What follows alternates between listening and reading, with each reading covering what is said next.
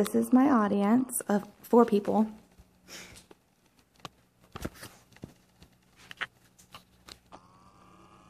So I'm sure some of you have seen the YouTube video where a teacher takes larger objects followed by smaller objects, places them in the jar, and then tops it off with some water to show how there's always room in your life for something more, using the jar as a reference for life. And my name is Mary, and I agree that there's always room in your life for more, and I'm actually using the jar to represent me as my object, and how I feel that there's always room in my life for more. It's going to be representing the things that are already there, such as art and nature, and it's also going to represent things that have been in my life in the past and where I want to go forward in life. Okay, so I'm going to start by putting a few of these objects here in the jar. And please remember that, like, as I'm putting them in the jar, there's no there's no reference to their size and how important that they are. Okay, I'll just put some of them so it doesn't take up too much time. So you kind of see how the larger objects went in there to fill in the space where the smaller objects were. Ideally, you'd fill the whole jar, but I'm not going to for the sake of time. Okay. So the objects that I've already put in this jar represent the things that make me who I am now, such as my appreciation for art and nature. And art, I really love art because it allows me a way to express with others the way I view the world. It also allows me to express inarticulable emotions that I have, and it allows me to create a bridge to pass over communication barriers. As far as nature, I view nature as an example and a provider for life.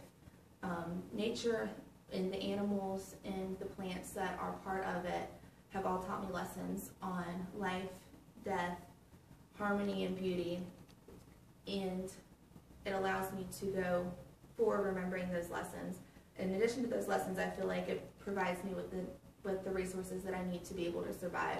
So I feel like nature as a whole is what we need to be able to exist. And in a way, we would not be here without nature. So it's kind of our survival kit for existence. Okay. So these objects that I have in the jar that I'm going to be taking out, just a few of them, we'll just take 2, there are objects that are things in my life that were once there that I've forgotten about, and just as I'm going to right now put them back in the jar, are the things that I want to bring back into my life. And for me, those things are skateboarding, learning how to surf, and playing the guitar.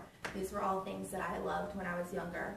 And as I get older and watch family members and friends grow up and move on, some people move away, some people grow apart, being able to have hobbies that I had when I was younger, it's much more fulfilling to me to be able to come back and do those things.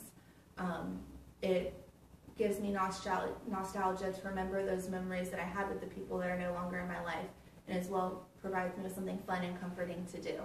And as a whole, it's more fulfilling to me to be able to do the things I enjoyed when I was young as an adult.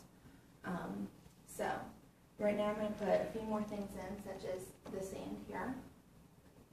You see how the sand is going to go in like the pebbles did to fill in the gaps between the pebbles. And I'm going to make a mess, so excuse that. But you'll see how the sand will kind of go in and fill in the gaps between the pebbles. And if the jar was full, it would fill up any gaps. And then, I'm disappointed about this mess. And then you'll put the tea in. This is tea because I wanted it to have a color so you could see it going into filled empty spaces as it seeps down through the jar. Those objects that I've just placed in this jar represent where I want to go forward in life. Things that I want to keep learning to help me continue to grow as a person. For example, when I'm done with my degree in graphic design, I want to go back and study something in the science field, maybe genetics, because I feel like genetics, they fascinate me probably because of my desire to want to continue to grow. They make us who we are. They tell our bodies how to either work or not work, and I want to figure out how they work.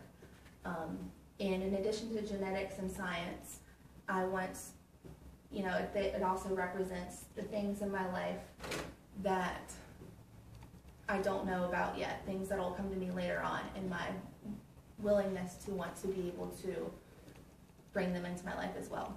So in conclusion, there are many different parts of my life. Sometimes they make a mess, but they all come together to make me who I am. And I've shared with you my thoughts and my beliefs on some of the most important things about me, such as art, nature, remembering who I once was, and using that to grow forward in the future. And one thing I want you to notice here is that I'm not putting the lid on my jar, because the jar will always be open and there will always be room for me to grow.